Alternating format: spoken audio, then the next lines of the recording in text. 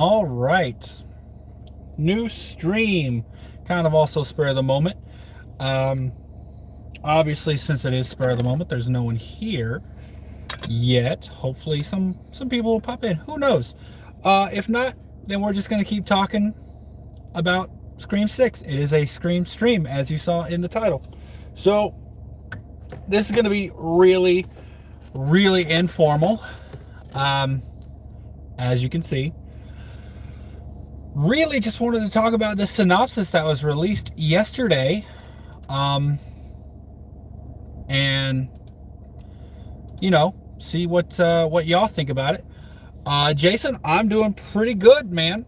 Just talking about just randomly going live, as usually is my thing. I think most of the other people plan their lives out, or their live streams out. I just kind of, whenever I got some downtime, I just kind of pop open a stream and go live. But this is really about the synopsis that dropped yesterday for Scream 6. I don't know if you all seen the synopsis for Scream 6 that dropped. It initially was on Alamo Drafthouse's website, the theater chain. It's way different than the IMDb synopsis. The IMDb synopsis we have is very vague, right? Just talking about, I'm going to pull it up here on my phone. The IMDb synopsis we have, it just says, in the next installment, the survivors of the Ghostface killings leave Woodsboro behind and start a fresh chapter in New York City. That's all IMDb says. So that's kind of all I thought we were going to get. That's very vague. That's stuff we already knew. So wasn't really counting on getting anything else. But then Alamo Drafthouse yesterday dropped this synopsis on their website promoting the movie, which theaters often do. So, it's not too odd that they would drop a synopsis. But what's so odd to me, and if y'all have seen it, feel free to chime in, but it is very specific about a lot of stuff. So in case y'all haven't seen it, I'm going to read the synopsis from Alamo Drafthouse's official website. It says, as the survivors of the recent attack in Woodsboro travel to New York City for college, Tara, our final girl, begins to experience manic psychological breakdowns while seeing the ghosts of past killers. Meanwhile, her sister Sam attempts to manipulate her by pretending to be Ghostface. But when the plan goes wrong, 3 new masked killers appear on the scene, leaving the question of who will survive and who will be the final victim left to be answered.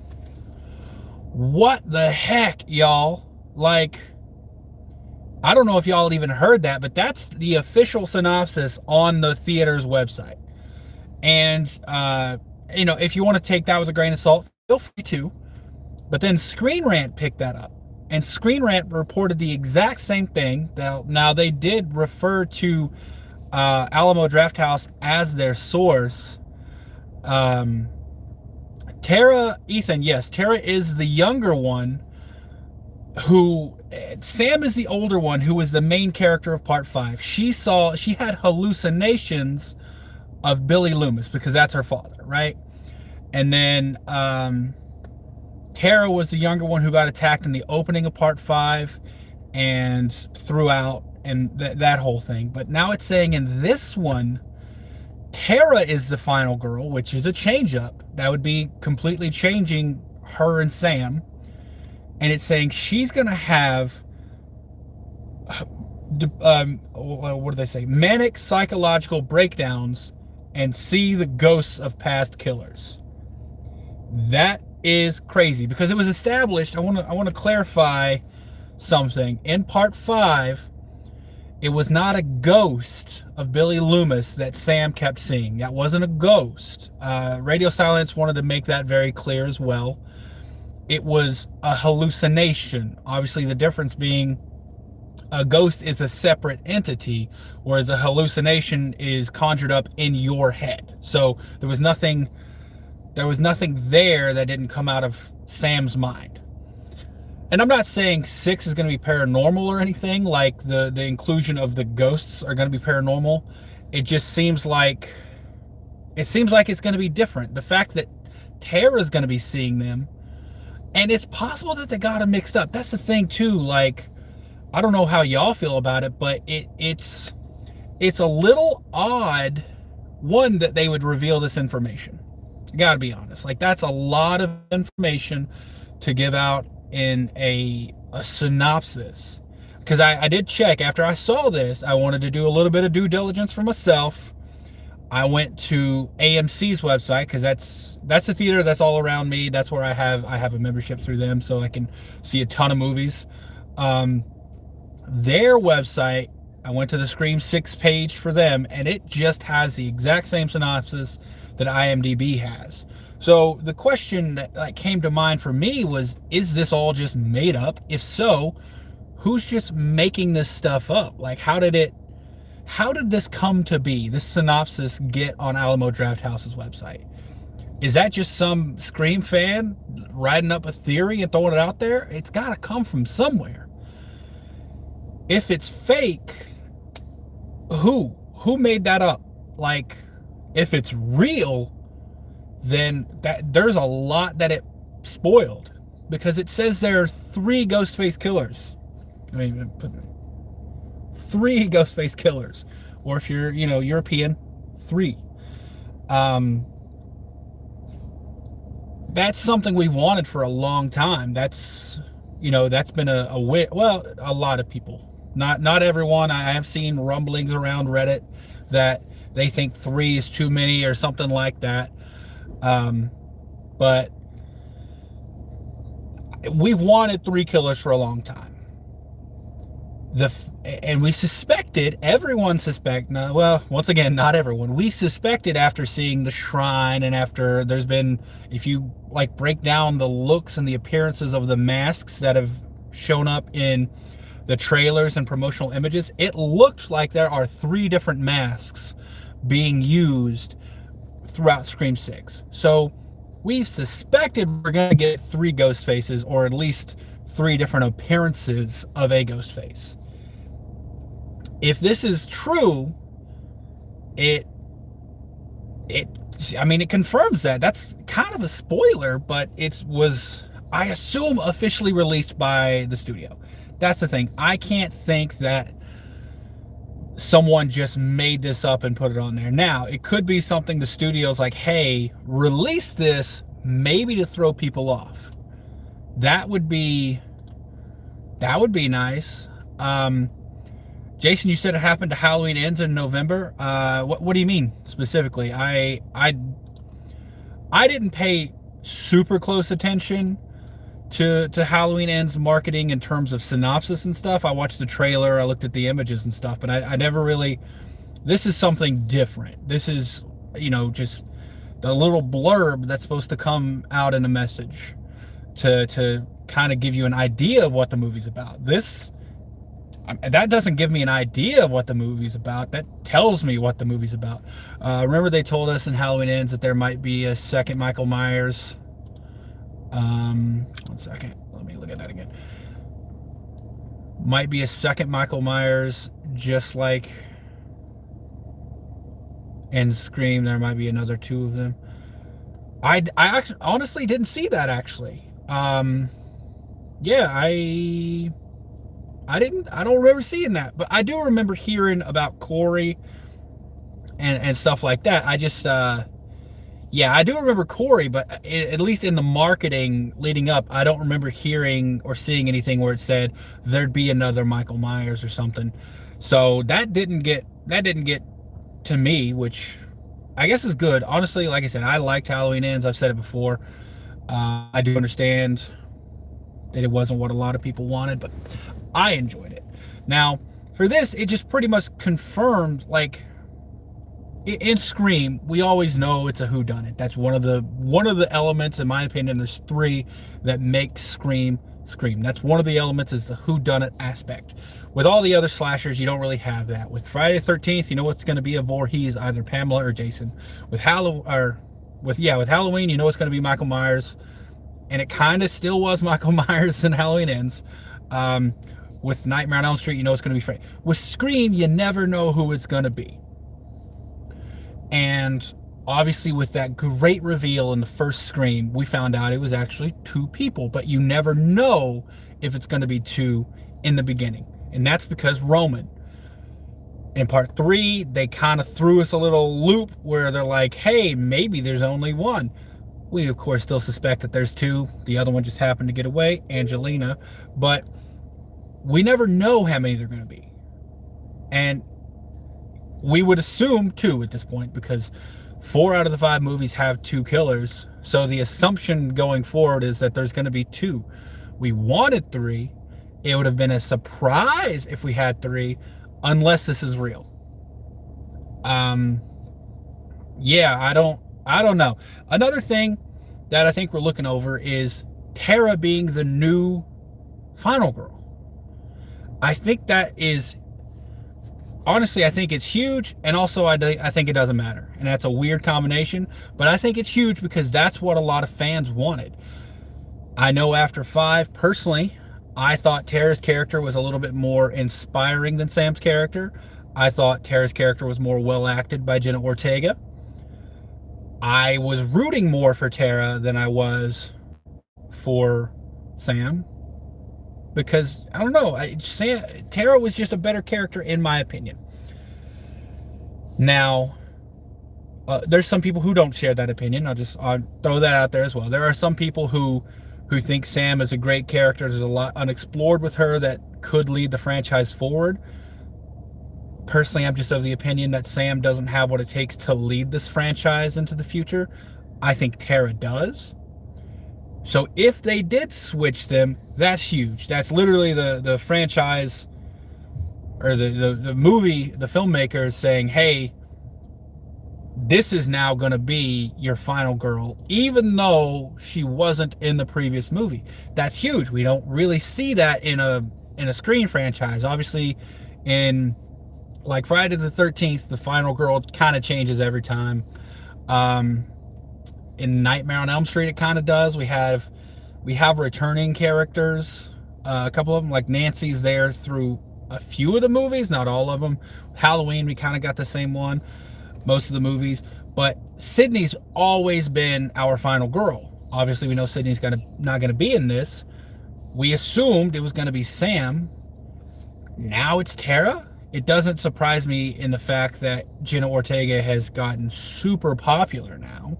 So it would make sense to make her the final girl, because she's very bankable. You know people are going to show up to see her.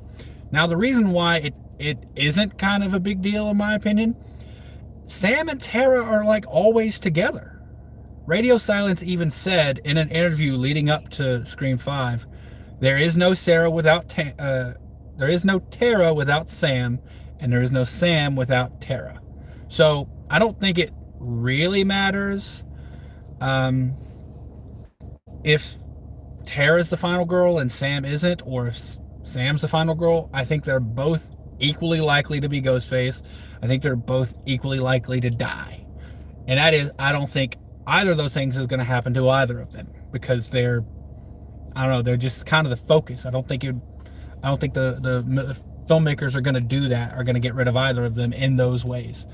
I do think it's going to be a fun watch as well. I'm hoping it's a fun watch. I've been trying to, I don't want to seem like I'm negative about it. I feel like over the past few days, I've had more of a negative outlook on things with it, and that's just because I want to temper my expectations, because when they released the trailer for Scream 5, what did Dewey say? This one just feels different. Like, they made a point to say this is gonna be different, and in the end it wasn't, and I'm not upset about that. I loved 5. 5 was on my top 5 movies of the year list for 2022, but it wasn't that different. It was a pretty, formulaic Scream movie, which is, I'm okay with that. I think the same thing might happen with 6. Obviously, we have different things thrown in there, but if the only thing that's different is they're in a big city and there's more than two ghost faces, it doesn't necessarily change that much. We're going to get more than the usual number of reveals. Maybe they might do a cliffhanger, but other than that, things don't really have to change that much. And I've been trying to temper my expectations prior to seeing Scream 6, because I don't want to get my hopes up that it's going to be great and wild and crazy and we're going to get all these cliffhangers that no one would have seen coming.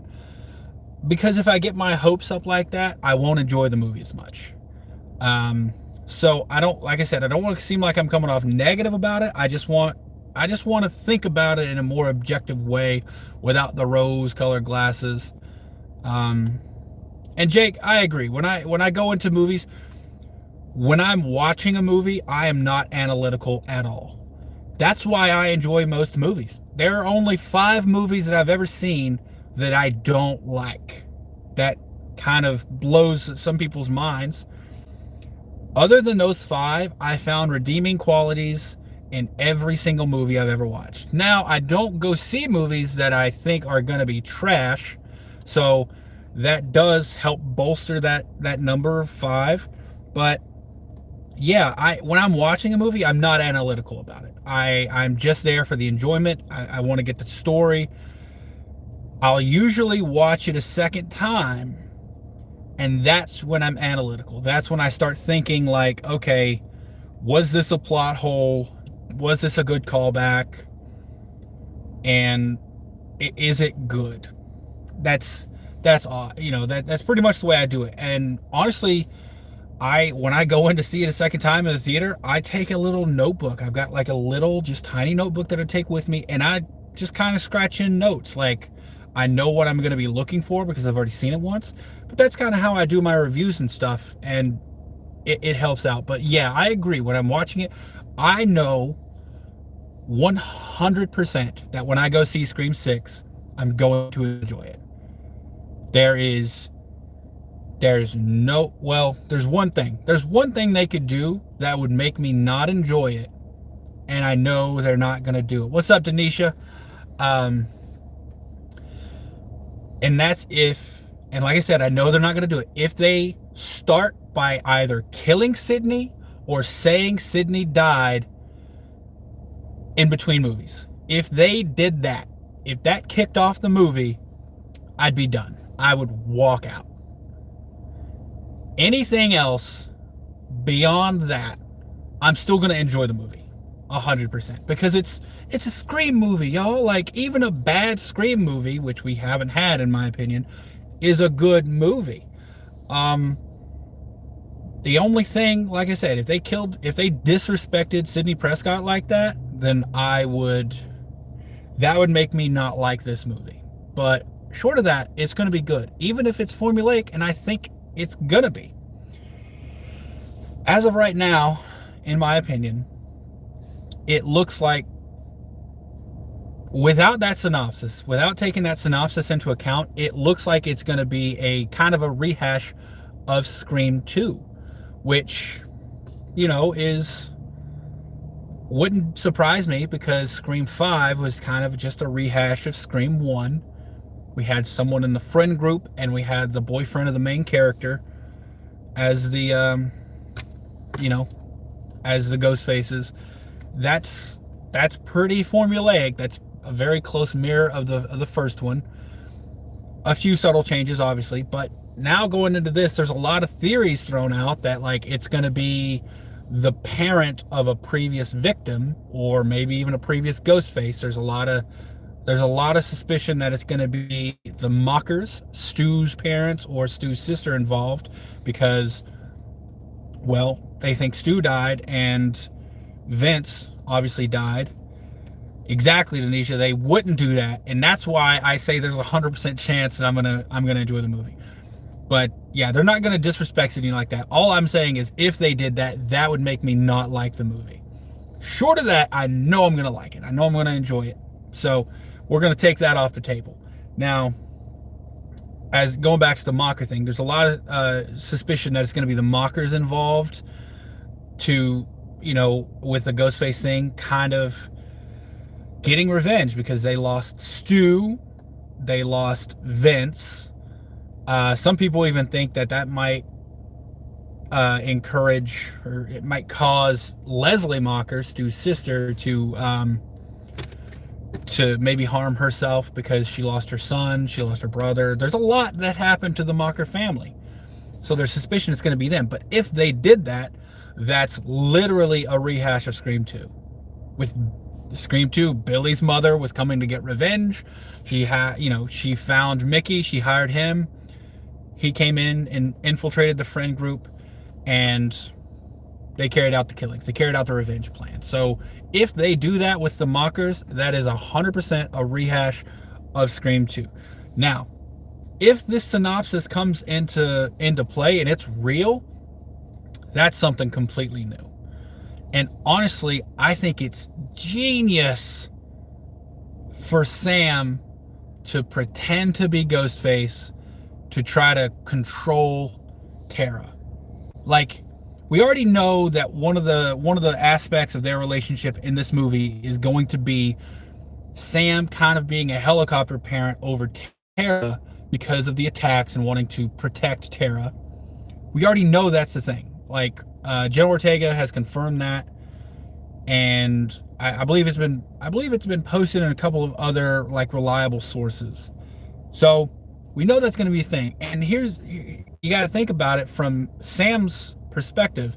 If she's trying to protect Tara and Tara isn't listening because she thinks everything's okay now, she thinks, she's looking at the world through these rose-colored glasses, Sam's going to have to do something extreme to try to get her to realize that the world is more dangerous than she thinks. And I don't think Sam's bad enough to become an actual Ghostface, but Sam could pretend to be a Ghostface, stage an attack to make it seem like Ghostface is back. And that's what she could use to convince Tara, see, the world's not safe. So you got to listen to me. You got to do what I say. That's brilliant. And that would cause so much confusion too. Because if Sam knows that the Ghostface attack that happened wasn't real, but Tara and everyone else thinks it was real, Sam has a little secret. But then real Ghostface attacks start happening. Well, they're all going to be thinking that first attack that Sam orchestrated was part of it, even though Sam knows it wasn't. So now they're not looking for the same things. And Sam might even try to deter them from looking too much because they might find out she was part of that first attack that was staged to control Tara. So, and what it says is, meanwhile, her sister Sam attempts to manipulate her by pretending to be Ghostface.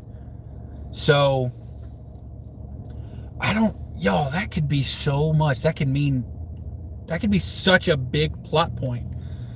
And I was thinking, if we blend this information in with the trailer, because we have some stuff in the trailer that could support some of this, Sam holding the Ghostface mask.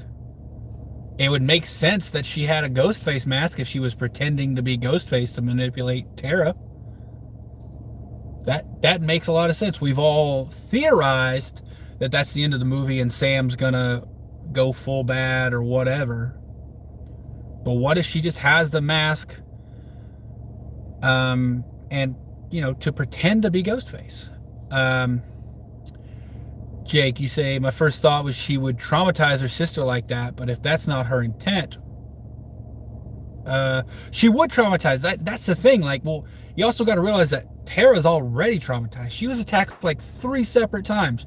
The opening of the Scream 5, in the hospital, and she was tied up and attacked in the third act in part 5. She's already traumatized. Richie even said, she's just a pincushion at this point. Like, she's been through so much. She's already traumatized.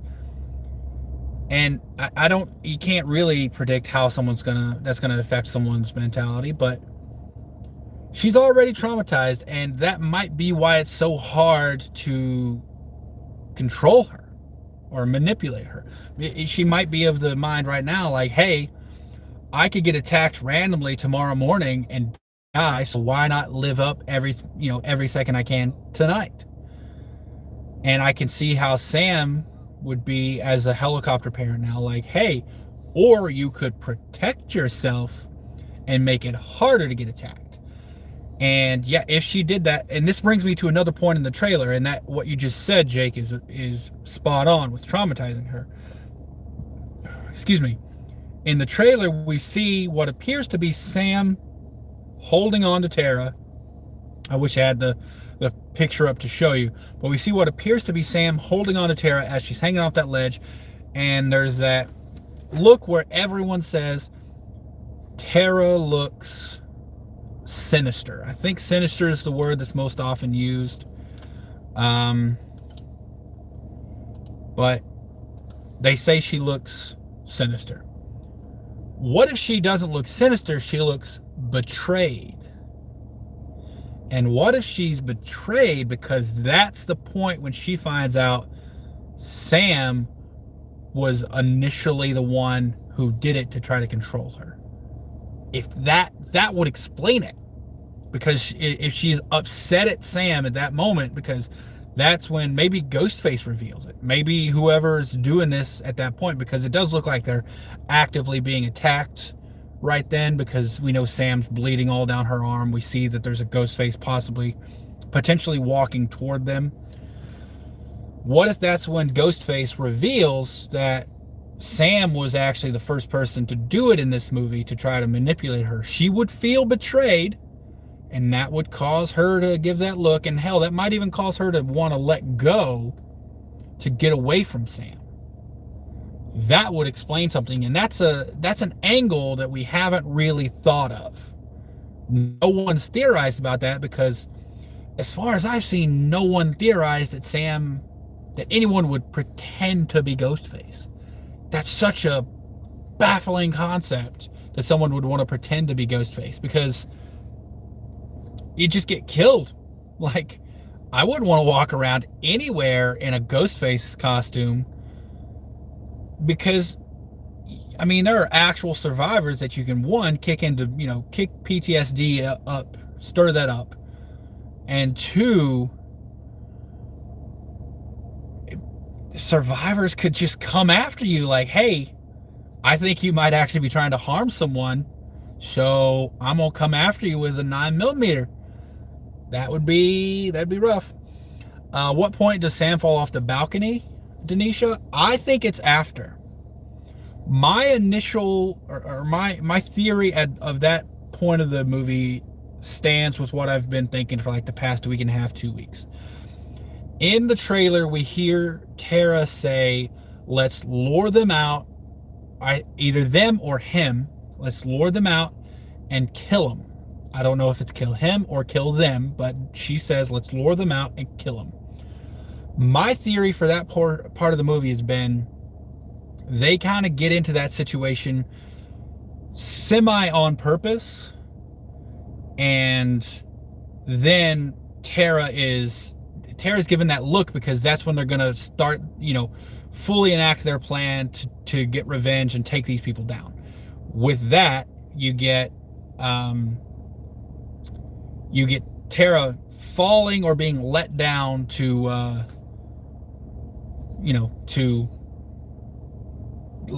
free up Sam.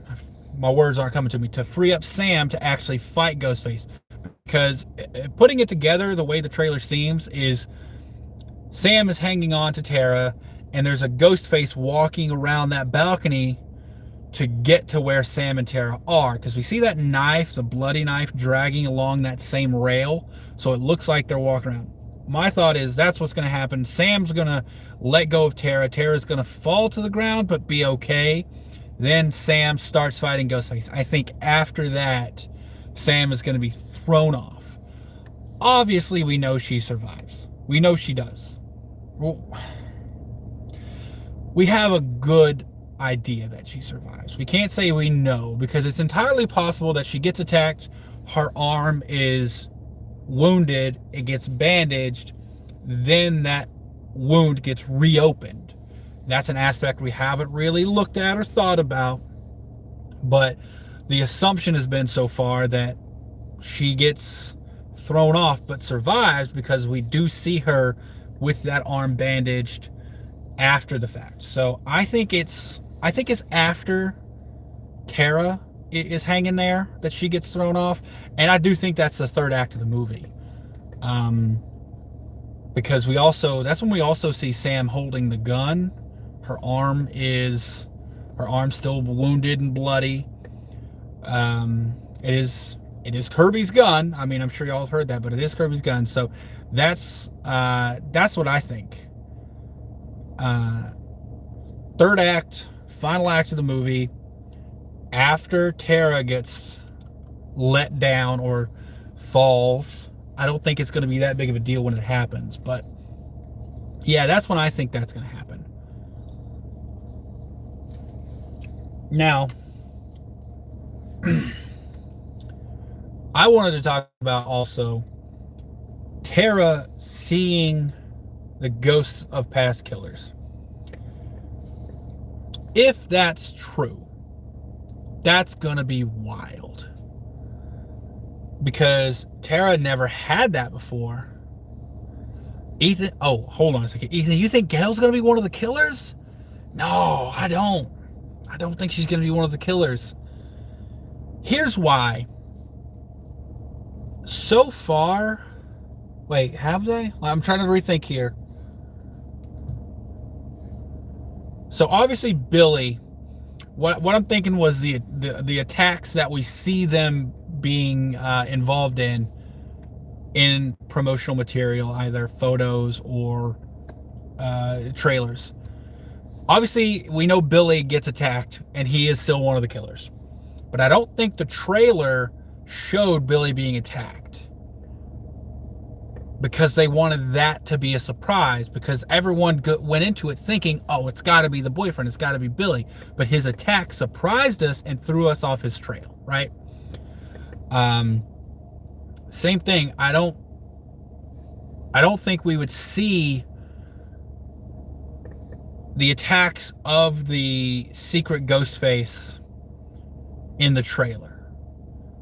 So like Richie being attacked in the hospital, I don't know, did we see that in the trailer? Or something like that, because you want those things to be a secret so that they throw you off. If you know that they're going to be attacked, then immediately your head can start theorizing, well, it might just be a cover-up, right? Well, if it is a cover, you don't want to give people the time to theorize that. So you want that one to be a surprise. And we do see Gale being attacked in the trailer. So I think they would, if she was a Ghostface, I think they would have saved that attack for the movie and not shown us. And here's the thing, I think they did overshare in the trailer. That call between Ghostface and Gale should have been saved for the movie. We all knew it was going to happen. Everyone knew Gale was going to finally actually get a call from Ghostface. So it wouldn't have been anything to save that for the movie. So, yeah. I don't think Gale's going to be a Ghostface. I think she's pretty low on the list of my suspects. And once again, I can't discount anyone's theories because I haven't seen the movie. So at this point, almost every theory is valid. We can't really say that Gale isn't the killer. We can't, because we haven't seen it. So, but I don't know. I try to add logic to it, which I know isn't the right thing to do, because I try to think like, okay, what would their motive be? Is it a valid motive? So far, 1 through 4, I would say, are very valid motives for those people. 5, the motive was kind of batshit crazy, but the people were too. So it made sense for them. And for Gale, I'm trying to give a motive that I think would be justifiable. And there is kind of one. Firstly, she's been attacked so many times. She's been shot twice that I know of. Knocked out. She's been attacked and chased several times. And now she's lost Dewey.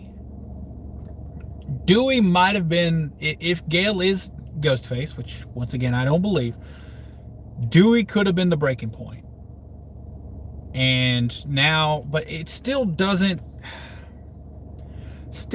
make sense in a couple of reasons for me. When Billy got attacked, it was only in front of Sidney. And as we know, the whole reason for that attack was so that Sidney would think he was dead and leave. That's the whole reason. So if that's the case, you have to have it done so that other people see it. With Gale, if the attack on, in her apartment is fake, well then what for? No one's there to see it. And the only way people would see it is if there were people there. Even if they didn't see it, the attack happen, they would have to see it after the aftermath of the attack. And the only way that would happen is if police came first and then other people came. And the police could pretty quickly, honestly, rule out if it was fake or not. And the theatricality behind it, and this is kind of the same reason I rule out Tara participating in part 5. She was attacked, and it was way more than just to convince people she wasn't part of it, because there was theatrics that were involved in her attack that don't make sense unless it was in front of other people, and it wasn't. There was no one there, so it doesn't make sense for that to happen in that way. And that's kind of another reason I think Gale's attack in part 6 is going to be legitimate, and I don't think it's going to be as revenge for her being a Ghostface or anything like that. I don't believe she's going to be a Ghostface. Excuse me. I've started looking at each character objectively, what we know about them, what we don't know about them, what we see from the trailers, and giving what I believe their odds are for being Ghostface. I've only done Tara so far publicly. I made a short about that. It's on my page if you want to watch it. Please do. And Tara, I think, is 0 out of 10 chance she's going to become Ghostface. 0 out of 10. If it were Gale, I'd say she maybe has a 0.5 out of 10. I don't think there's anyway, and if there is, it's because of Dewey. Dewey would be the, kind of the straw that broke the camel's back. And that's fine. So, yeah, and that's, I think those reasons could prevent Gale from being Ghostface. Tara does have a little bit of a valid reason. Her life has been turned upside down because of Sam, because of her mother, because of Billy. Tara's life will never be the same. So she does have a little bit of a reason, but I don't think she would. She doesn't seem like the type. If she was really that upset, then she would just run off and get away from Sam. But her and Sam are together, and obviously Sam wants that more. She is being a little bit of a helicopter parent, but Tara's a grown woman at this point. I mean, she's above 18 at least, so she could ditch Sam completely. I don't see it. I don't see her becoming Ghostface. I don't see Gale becoming Ghostface. In terms of, I'm just going to run through them now. Sam, I think that trope is way overdone. It's overused. The person with mental illness turning evil and becoming Ghostface, I don't believe it. I'm not buying it. I think it would be At this point, I'm going to even use the word disrespectful to do it. Like, we know she has mental health issues. We know she has hallucinations. Some people have even argued she might be slightly schizophrenic. And that's, I mean, it's borderline disrespectful to make that person a killer. Like, why does the person with mental illness always have to be the killer? Don't do that. Make it more original. And let's get away from Sam. So I don't think Sam's going to be a Ghostface. Now, personally, I think all the ghost faces that we're going to see are from the new cast. So Kirby is let me know what y'all think about Kirby. Do you think Kirby's going to be a ghost face? Oh, I wish I could do the poll here. I'm mobile, so I can't do, I don't think I can do a poll. But in the comments, whoever's here, do you think Kirby will be Ghostface? I'll give you a second to type your yes or your no, because I want to talk about this.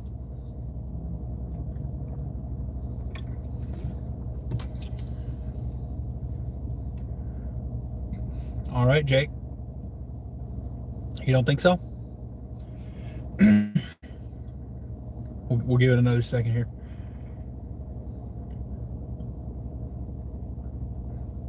Let's see. Can I do it from here? I'm going to try to...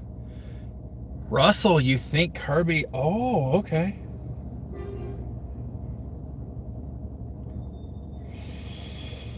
You do think it. Okay. All right. We're just going to keep going. I don't believe Kirby's going to be Ghostface. I'd love to know why. Obviously, if you don't want to type all that out, that's fine. But if you want to tell me why you think she's going to be Ghostface, let me know. But I think Kirby's going to be a good guy. I think, unfortunately, Kirby's going to die. And I think Kirby's going to die saving the day. We know that Kirby loses her gun at some point and Sam ends up with it. We know that. We see it in the trailer. And if you don't know about the gun, really quickly, the poster for Scream 6, the one where all the people are, there's the knife blade in the middle with the little ghost face and everything. If you look at Kirby, she has that gun on her. It's that exact gun. Now, so obviously Sam gets it somehow. I think what's going to happen is there's going to be a little bit of a battle. Kirby's going to lose, unfortunately. And her gun she's going to get her gun to Sam, or Sam's going to take the gun after the fact. And that's what Sam is going to use to survive. So, I'm just theorizing that Kirby's going to redeem herself, because that's a word that's come up repeatedly with Hayden and Kirby coming back, that she's going to redeem herself. I honestly don't know what that means, because I don't think she really has anything to redeem. She didn't do anything stupid or bad in Scream 4. The only thing that I think it could mean is that she didn't know who the killers were in part 4. So wouldn't it be hilarious if she was the kind of voice of reason, and she calls it from the beginning? She knows who they are. Like, that would be a redemption if she came in and was like, hey, I've seen this before. You and you are killers. I don't trust you. Stay away from me, criminal. That would be a redemption. But I think she dies. I think she dies saving people, though. Looking at your comments here. Jake, your reason she's a past survivor of Ghostface and she would never inflict that on his... Exactly. I've said that too. Like, it doesn't make sense for me for these people to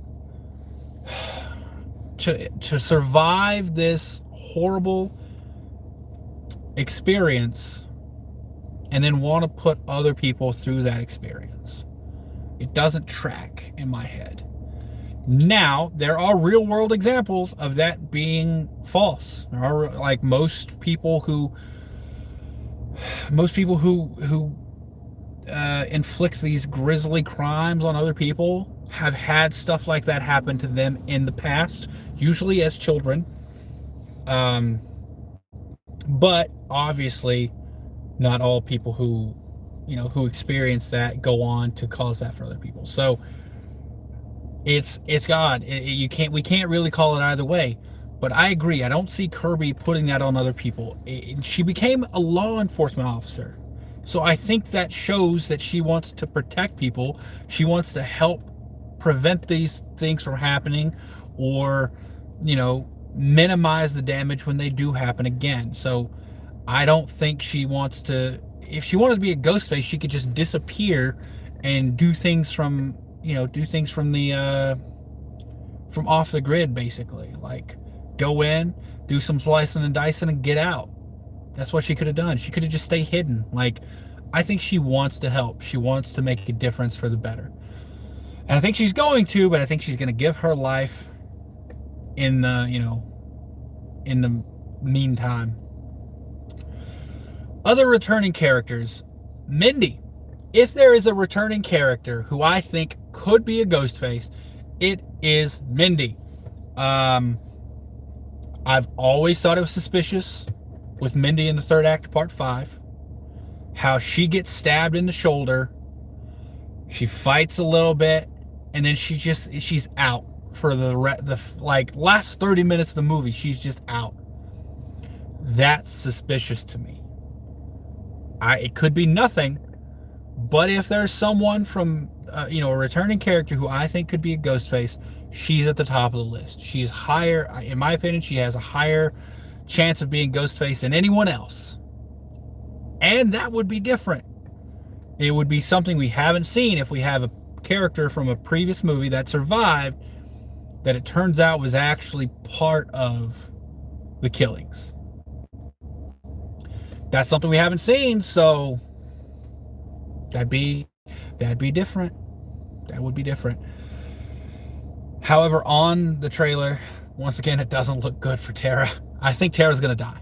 I give Tara like an 80% chance she's gonna die. I don't know how y'all feel about that.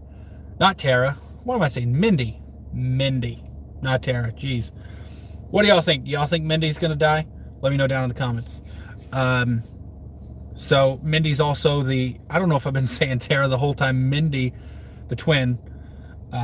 I think she has the highest chance of being a ghost face of the returning characters. I think she has the highest chance of dying of all the returning characters.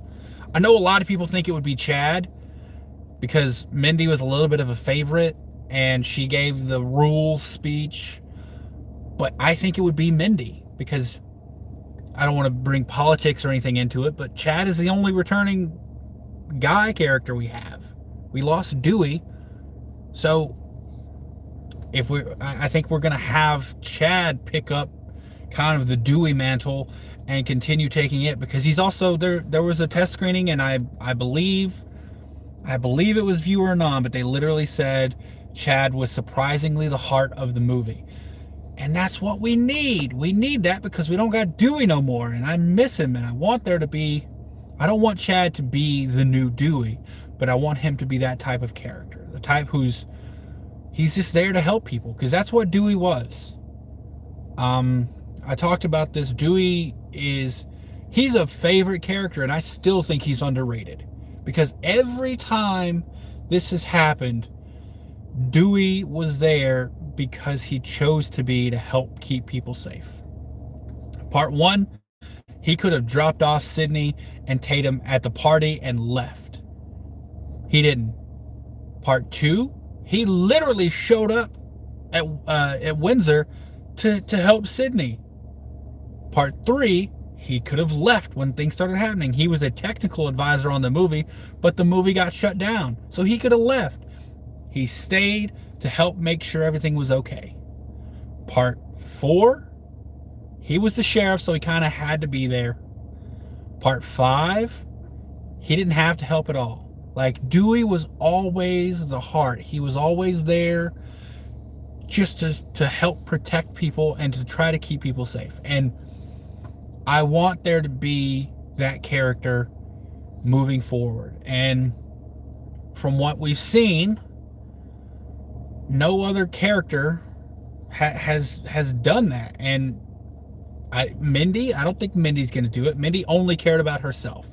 It was incredibly relevant. Or what's the word I'm thinking of? Like, it was shown. It was shown in the movie that she only cared about herself. It was just a fact of the movie. I don't think Tara's going to do it, to be the person to show up to help protect people. I don't think it's impossible for a woman to, like I said, I don't want to get political. I don't think it's possible for a woman to pick up that mantle and have that position, because Sydney kind of had it as well. Like, once Dewey died, Sydney showed up to fill in that role, but Sydney's not here. And I would love it if Chad would, turn into like the big brother of the cast and just be there to try to protect him. I think that would make me very happy in light of Dewey not being there. So, new characters, I think all the ghost faces are going to be from the new characters.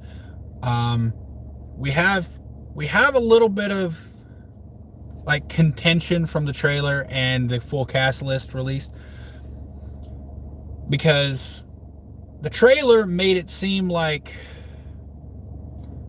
Samara Weaving is going to be the opening kill.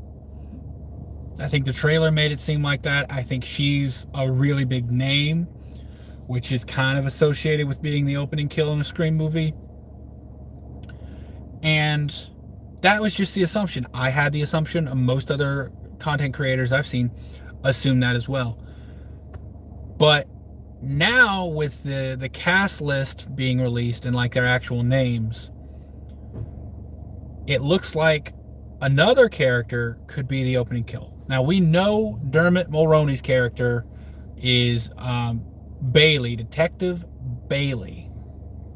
And he let slip in an interview that his daughter was attacked. She said she was a victim, didn't say if she died or not. So we assume he's going to be trying to get revenge on, for his daughter dying or whatever. Now, Liana Librado, the actress, her character has been, in that cast list that was released, her character is now officially Quinn Bailey. So the suspected play out now is that she's going to be the opening kill, and that's what's going to kick off him trying to solve these murders, because his daughter, Quinn Bailey, is the opening kill. I don't believe it. I still think it's going to be Samara Weaving as the opening kill, because Samara Weaving is honestly, I don't want this to sound negative towards Scream, but I think she's really big, and I don't think she kind of fits in the rest of the movie if she's like there the entire movie. I think she would overshadow Sam. She'd kind of be on the level with Tara, and I think she would be slightly bigger than Gale. I don't think there's room for that big of an actress, of a personality throughout the movie. We have enough already. So I still think it's going to be Samara. But this is going back to the new characters being Ghostfaces. I don't think it's going to be Dermot Mulroney's character. He has a better chance than some, because he is a law enforcement officer, which means he would have training, which means he would have a bulletproof vest. He would have access to a lot of stuff that would help him be Ghostface if he wanted to be. But I don't think he's going to be. Now, Henry Czerny, who is, I think at this point, let me look really quick, Dr. Christopher Stone, it's suspected that he's going to be Sam's therapist. I think a lot of people hear doctor and then immediately think medical. in some fashion, either psychological, like ER. I think a lot of people hear doctor and they immediately think, oh, he's got to be a medical provider. Not necessarily, because originally Henry Czerny's character was credited as Professor Freddy. So it's possible that they still are a professor, because doctorate doesn't apply only to medical. So he could still be a professor, but a doctor. Like several of my acting coaches in college were doctors. They had doctorates. So it's not unheard of for a professor to be a doctor. I think he has a pretty good chance of being a Ghostface, of being maybe not the one in the robe doing the slashing, but if you think about this shrine, real or fake, it's going to take a significant amount of money and a significant amount of time to put together. It's going to need to be an older character who has done that, and Henry Czerny fits. He just fits. So I think Henry Czerny is going to be in on it. I'm going to call it now, my official prediction. Henry Czerny is going to be in on the Ghostface shrine. He's going to be part of Ghostface, maybe not, as I said, in the robe doing slashing and dashing, or slicing and dicing, but he's going to be in on it. Now the other person I think is, let me pull the thing here. What's his name? I think it's Jack Champion, known as Evan. That's all we have for him is Evan. I think Jack Champion is probably going to be a Ghostface, and it's a stupid reason why I think so. Most of the Ghostfaces, I think, aside from Roman, wore plaid.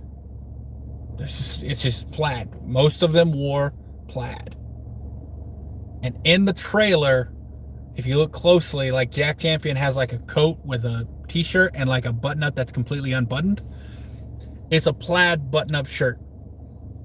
You can barely see it, but I'm like, that's a little suspicious to me. So it's a stupid reason, I know, but I think it makes him look suspicious. And he's young, he's fit, he's new to the group, so we don't know much about him. We can assume he didn't come from Woodsboro because we never met him in part 4, so he would know the city. It just fits to me. Now, other characters, Tony Revolori. I don't believe he's going to be the killer. I'm just going to stop it there, because if you haven't seen the Red Band trailer, don't watch the Red Band trailer if you don't want something spoiled for you, because it kind of does spoil some things. But I don't think Tony Revolori is going to be Ghostface. Samara, I think she's going to die. Liana Labrado, I think she's going to die. Josh Segarra, I think Josh Segarra might be Gale's love interest in this movie. I know there is a little bit of an age difference, but there's also, it seems like there's an age difference between Josh Segarra and the group as well. I don't know. I don't think he fits in terms of age with that group. I know he is with them on the subway. We see that in the trailers. But I think he's going to be Gale's love interest. I don't want that to happen because we know Dewey. But I think he might be Gale's love interest in the movie. So I don't think he's going to be a Ghostface. I do believe he's going to die. So what other new characters do we have? I think the only other new one we have is Devin Nakota, who's playing Annika in the movie. She's a little bit of a mystery to me. I don't think we see her in the trailer, I think, for just a split second or two, but I don't know enough about her to think is Ghostface or isn't Ghostface. I believe I'm going to say she's not, and I'm going to say she lives. I know this is kind of just going all over the place, y'all. I'm just kind of rambling and ranting about Scream 6. If you're just coming in or haven't or you've been here for a while. So if you got any questions, throw them out there. I'm probably going to stay on for another few minutes here, but this is honestly just rambling and ranting about Scream 6. Kirby isn't Ghostface. Yeah, I don't think Kirby's going to be Ghostface. She just, it wouldn't make sense, in my opinion, for her to be Ghostface. Yeah, I don't see it. She was working with Dewey. That's the thing. Like, she maintained a friendship with Dewey. We saw so in part 5 when we see Dewey's phone. She was on like his recent call list and stuff.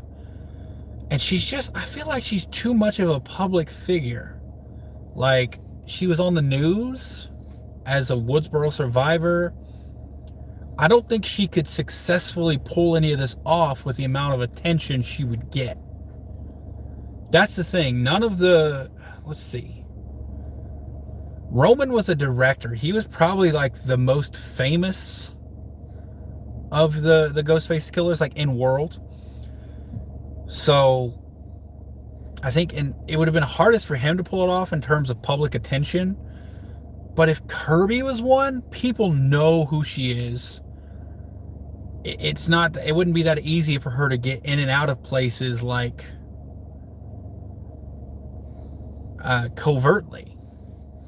Like most of the ghost faces, they could just walk into a store and people aren't going to know who they are. Not that way with Kirby. Like, people know who she is. So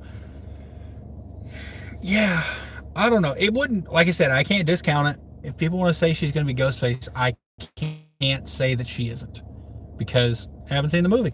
Although, let me look at my handy dandy calendar here. How long is it going to be? I've got an app here. Scream 6, which my theater usually has the first showing of a new movie at 3 p.m. on Thursday. So Scream 6 comes out on the 10th of March. So it means the 9th of March at 3 p.m. I can see Scream 6. And that is precisely 35 days, 22 hours, 25 minutes, and 40 seconds from now. I am thrilled, y'all. I am so excited. I know I'm going to love the movie. I assume a lot of people are going to like it. Honestly, I assume some people aren't going to like it. That's the thing. They can never appease all the fans. You just won't be able to do it, because we want different things. Some people really want Stu. Some people don't want Stu at all. They're never going to be able to please all of us. But I had a thought about Stu. I'm going to throw this out there. So back to the synopsis, the new synopsis that got released. By the way, has everyone here, since I think there are a few new people who came in, has everyone heard the new synopsis or seen it on Alamo Drafthouse's website? Horror Tory, have you heard the synopsis from Alamo website? The one that came out yesterday. I think I know Craven Something Scary did a video on it. I think he actually credited me, because I sent him the article and everything. But anyways, this is a little Stu rant. So if you hate Stu, you're not going to like what I'm about to say. If you love Stu, you might like it. But part of that synopsis was Sam having, or not Sam, that's the thing, Tara. Let me pull it up here so I have the exact wording. Tara, our final girl, begins to experience manic psychological breakdowns while seeing the ghosts of past killers. So I was thinking about that and how cool that could be. They could make this movie. This could be the Spider-Man No Way Home of the Scream franchise. Like, we saw, and if you haven't seen Spider-Man No Way Home, I know this is horror, so some of y'all might not be on the Marvel train. I'm going to say it. It will be a spoiler, but it's been over a year now, I think, since it came out. In Spider-Man No Way Home, they brought back characters who died in previous Spider-Man movies, and they kept it a secret.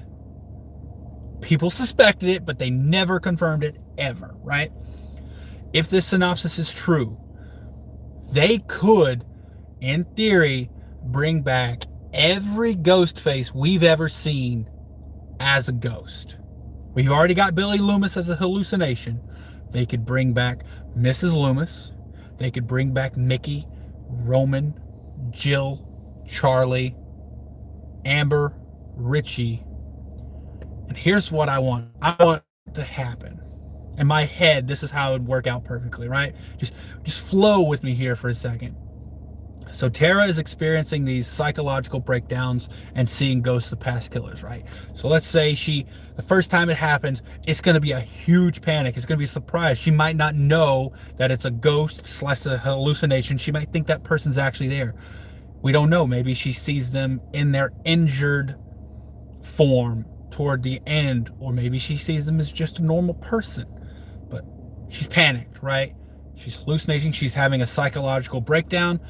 She's going to try to catch her breath. She's going to try to get control of everything, maybe even close her eyes and open them up, and like something like a kind of get it together type of feeling, like breathe, and then they're going to be gone, right? Maybe she thinks that's maybe she thinks that's an isolated episode. It never happens again, right? Well, a day, few days, maybe a week later, it happens again, but it's someone new. It's Miss Loomis, right? And she focuses and she tries to get over it, and she breathes and she opens her eyes, and okay, they're gone now, right?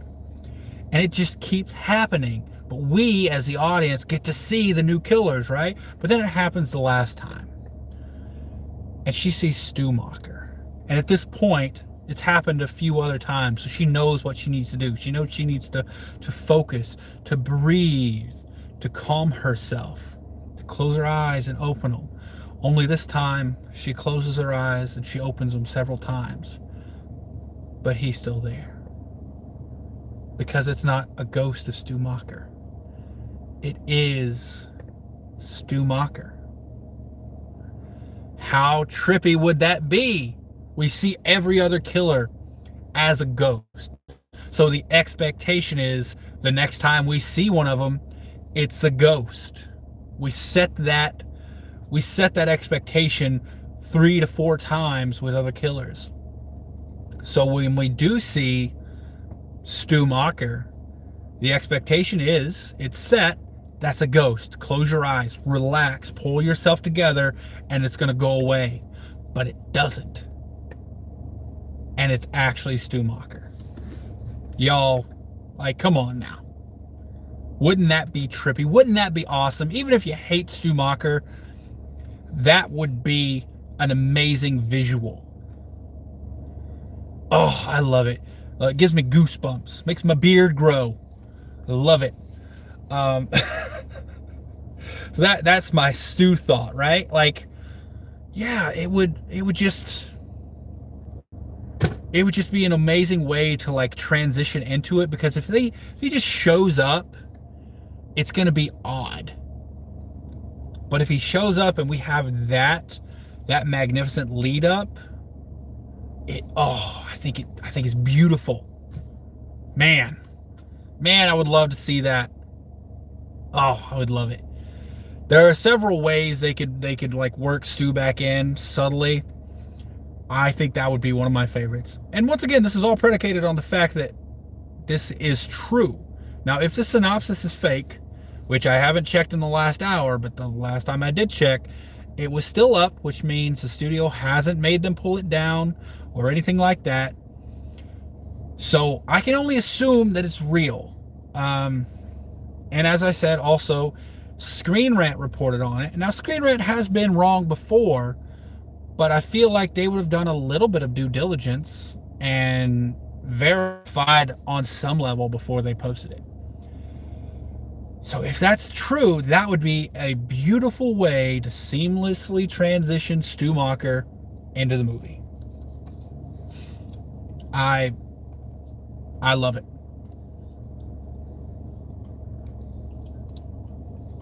So, all right, let's look at the chat here. Jake, I think you're Excuse me. I think you're one of the last ones with me here. I see Horror Tory was there a second ago, but I think you're the last one with me here, man. I'm just chilling. I'm probably gonna stay on for like 5 more minutes, maybe.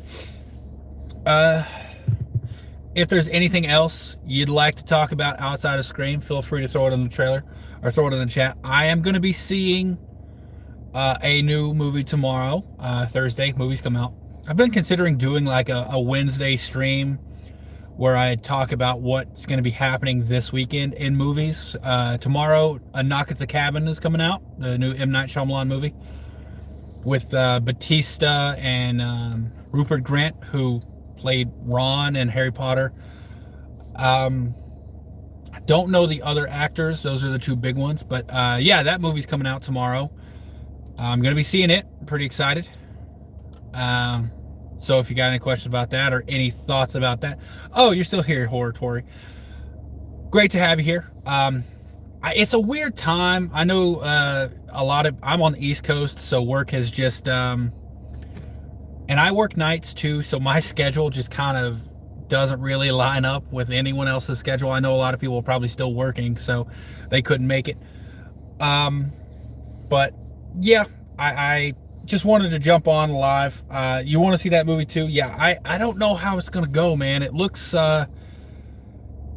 I feel like the trailer laid a lot of stuff out, so I think there's only like a one or two ways it could go, and that's, if you've seen the trailer, it's like it's true or it's fake, but the trailer really makes it look like it's true, like it's real. You actually prefer to see movies till a couple showings are left, but sometimes wait too long and completely miss it. Yeah, okay. I mean, that's fair. I like seeing the very first showing. And the only reason is, so spoilers, and you all, maybe this isn't the same for you, maybe I'm weird. Spoilers never affect me. I try to seek out any kind of information I can about a movie before I go see it. If I heard someone posted a spoiler, I'm gonna go read it. That's just who I am. And it never affects the movie for me. I always still enjoy it just as I would have without knowing it, because I can never fully trust that spoiler is true. What affects a movie for me is if someone has seen the movie, and they cheer it on, like they keep saying, oh, it could be the best movie of the year, or this was such a good movie, it was the best horror movie I've seen in the past 3 or 4 years. That messes with my head, because then I have this expectation that the movie is gonna be amazing, it's gonna be great, it's gonna be the best movie of the year. And then when I go see it, I'm not judging it based on what it is. I'm judging it based on, this is supposed to be the best movie of the year. That messes with my head. And because of that, I like to see the first showing I can, so that no one else's opinion influences the way I should think about the movie. And I do understand that crowded theaters I hate. And I've had good luck, I think, because with most movies, if you see a late showing during the week, you're safe. Like, for Scream, like I said, I'm going 3 p.m. But Knock at the Cabin, I'm seeing it at 10 p.m. on a Thursday night. So I'm fairly safe, because a lot of people aren't going to that late of a showing during the week. They'll wait till early Friday. But I do know what you're saying. Yeah, when I go in, it's a packed theater, I get a little antsy. It's not as comfortable as it would have been had it been an empty theater. But I'm just like a kid waiting on Christmas, but I have the ability to go to Christmas early, if that makes sense. Like, I can just go open my presents on Christmas Eve versus waiting until Friday and seeing it, or waiting later. I gotta go. Like, I have patience, and I've been open about this. I don't think I've ever talked about it on YouTube or with anyone. I have no patience. If I can do something sooner, I'm going to do it sooner, even if there's a little bit of detriment behind that. Like, this is like most aspects of life as well. If, like, for instance, online shopping. I absolutely hate online shopping because I don't like waiting for shipping. I will pay more for an item if I can go get it in person. But movies, especially movies, I will not wait if I can see it early. Let's see. Horror Tour said, same here. It's like when Scream 5, someone told me Amber and Richie were the killers. I went to see it. You got to see it for yourself. Yeah. And like I said, I don't mind spoilers personally. That doesn't affect me seeing it, but I know it does affect a lot of people. And for a whodunit, it does affect it for a lot of people. For me, like I said, I still don't I don't trust people that much to know that they're telling the truth. So the spoiler never really spoils it for me. I'm still very much looking forward to the movie. It's other people inflating the movie and how good it is or how bad it is. Honestly though, if they say it's bad, it makes the movie a better experience for me, because I go in expecting a bad movie. And then, it's lowering your expectations like I'm doing now. Like I mentioned it earlier, if I tell myself this is just going to be a run-of-the-mill Scream movie, and it is a run-of-the-mill Scream movie, I'm going to be perfectly satisfied. If I tell myself it's a run-of-the-mill Scream movie and it is a good Scream movie, I'm going to be ecstatic. But if I tell myself this is going to be the best Scream movie we've gotten since the original, and it's going to be crazy and wild with all these different theories and all these things happening, and I go in and it's just a run-of-the-mill Scream movie, I'm going to be disappointed a little. So, like, I'm trying to temper my expectations so that the movie's better. I hope I don't sound negative when I talk about it here, but I'm just trying to like think about what it realistically could be. And I was having this conversation with Steven over from Craving Something Scary the other day. I think it was actually backstage, so it was on a live, but it was backstage, so no one saw it. I think it'd be really cool for some of the creators who were still doing this before Scream 5 came out, because personally I wasn't actually doing a lot of live streams, doing a lot of YouTube before Scream 5 came out, so I don't have any of those. But if a creator was doing this and they made videos about their theories and what they thought was going to happen before Scream 5, I think it would be hilarious for them to make a new video where they watch that video and like comment on how, like, were they right? Did they actually guess what it was going to be?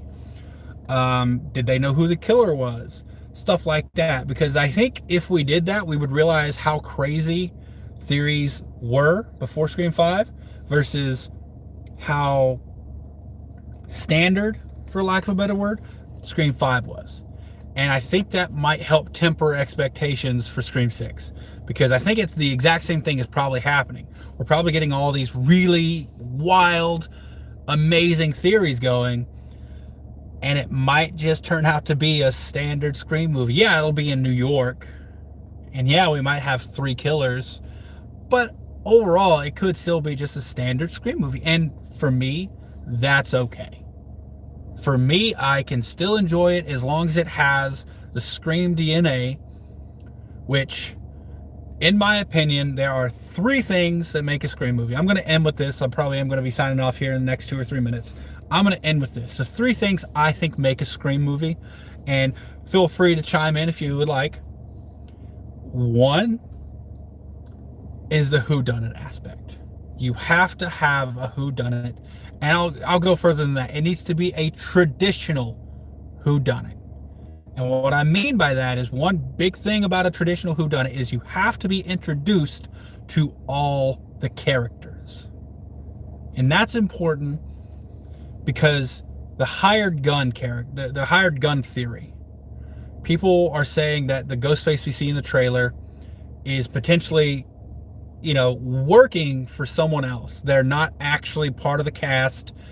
They're not actually a character in the movie. They're a hired gun who's carrying out the killings. That doesn't work for Scream, in my opinion, because in order for it to be a whodunit, you have to be introduced to the character.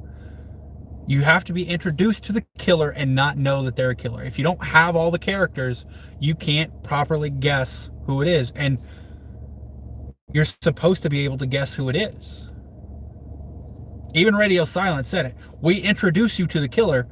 We tell you who the killer is, but you don't know that that's a killer. You don't know who they are. So the hired gun theory doesn't work for me, unless it's done like Mickey. Mickey was technically a hired gun in part 2. He was an active serial killer who Miss Loomis found and recruited to help carry out her scheme. That would work if they're a hired gun in that way. So that's the first thing, is it has to be a whodunit. First and foremost, Scream has to be whodunit. 2 is the meta commentary. If you do not have meta commentary, you're just a traditional slasher. And I don't want Scream to turn into that. It has to be commenting on the state of movies, the tropes, the cliches of movies, more specifically horror movies, but movies in general. We saw that part 5 didn't really talk about horror movies. It didn't talk about real life horror movies. The commentary they used was Stab and the Star Wars movies. So, but it had meta commentary. That's the second thing. You have to have meta commentary, or it's not a Scream movie. It's just a slasher.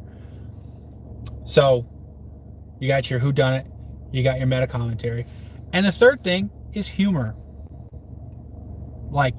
In my opinion, Scream doesn't work without humor. It's a horror comedy. It was written that way. It was meant to be a horror comedy. That's just how it is. All of them have had a comedic element to them, and I think that was on purpose. So if we take this approach that it looks like they might be taking, where it's dark, it's gritty, and it's just slicing and dicing and killing, I think we're going to lose a little bit of what makes it Scream. Like, if we don't, because it's been said by Radio Silence already that that the meta commentary in this movie will be a little different. That worries me, if I'm being honest. And it makes, I don't know how the movie's going to turn out because of that. But so if we lose the meta aspect, and it doesn't look like there's going to be anything comedic. We don't see anything comedic from the trailer. Excuse me. So that worries me, because in my opinion, those 3 things are what make a Scream movie. So if we lose those, we don't have a Scream movie. In my opinion, we have a Stab movie. Because a Stab is just, it uses a Ghostface mask, just like Scream does. It doesn't use Sidney. We don't use Sidney in this movie either. It has this, Stab was obviously a reflection of Scream made into an in-movie movie. So it can really follow anyone and have a similar setup. If we do the same thing with Scream, we leave out Sidney, we leave out that through line from the very first movie, you all tell me, what separates that from a Stab movie? What makes that Scream versus Stab? I can't think of anything. If you get rid of the through line to the first movie and get rid of the meta aspect and you get rid of the comedy, how is that Scream? It's just a run-of-the-mill slasher. It's Stab. And I said, I don't want to sound negative, just trying to temper expectations for myself. I would hate that, personally. But I'm holding out hope. I think it's going to be a great movie. I think it's going to be, at worst, a run-of-the-mill Scream movie. And a run-of-the-mill Scream movie is great, in my opinion. So I'm probably going to close out on that, y'all. Like I said, just want to do just a fun little, I hope it was fun. A fun little live stream here, and talk about Scream. I had a little bit of time. Probably going to try to schedule something for next week. I hope you all, if you have a preference, there are a few people here. If you don't mind commenting, what time works best for you to watch a live stream? I'll give you all a few seconds to post there. What time works best for you all to watch a live stream? And I'm going to try to plan something for next week on that time.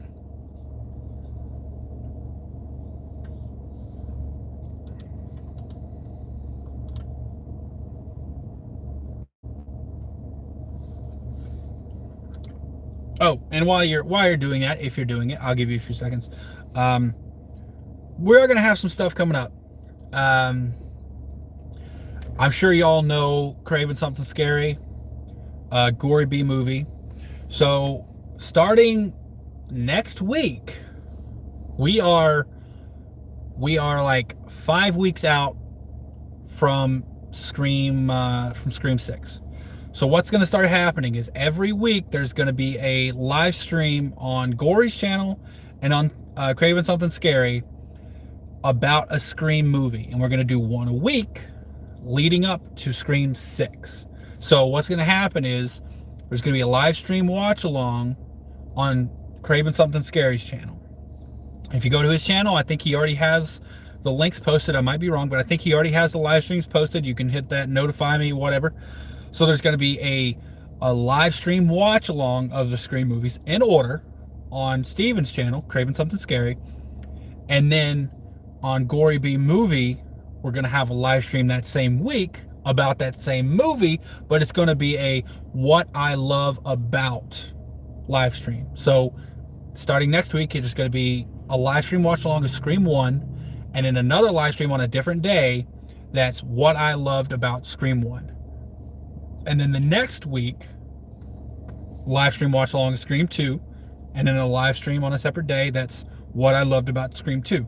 I brought this up because I'm going to be on several of those live streams for both people, and they're going to work out to where we have one a week, and part 5 is going to be Wednesdays. I believe they're going to be on Steven's channel, Craven Something Scary.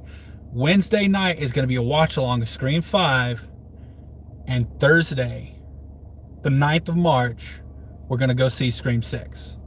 So I think that's a pretty awesome setup. You know, every Wednesday leading up till to the movie, you can watch a Scream movie live, watch along with us, and then also come have a kind of a retrospective look on them and talk about what you love about the movies.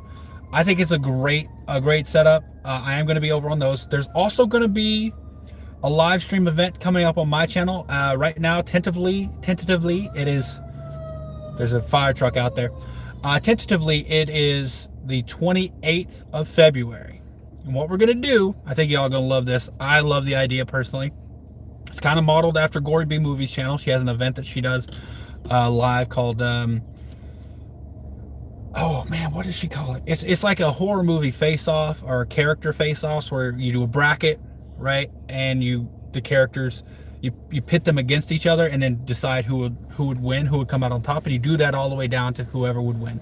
I was on her channel recently for a live stream, and it was between the Universal classic monsters, the Universal horror monsters, Wolfman, Dracula, Frankenstein's monster, all that. So it's really fun, but we want to do that with all the ghost faces. So what we're going to do is we're going to spin the wheel. We're literally going to have an online wheel. Y'all will be able to watch it with all the ghost faces, and we're going to spin it and place them in brackets. And then we're going to discuss it. All right, say Jill versus Miss Loomis. We're going to talk about each one, give them a little introduction, and then the audience is going to decide. We're going to have an actual poll in the audience for you to click and vote who you think would win. And then that person's going to move on. And then we're going to do the next one. Say it's Billy versus Roman. And the winner moves on. And then we're going to work down to whoever comes out on top. So you're all going to see this play out in real time. Us and the audience are going to decide who is the most terrifying, who is the best ghost face. Y'all, I'm so excited about that. That's going to be February 28th.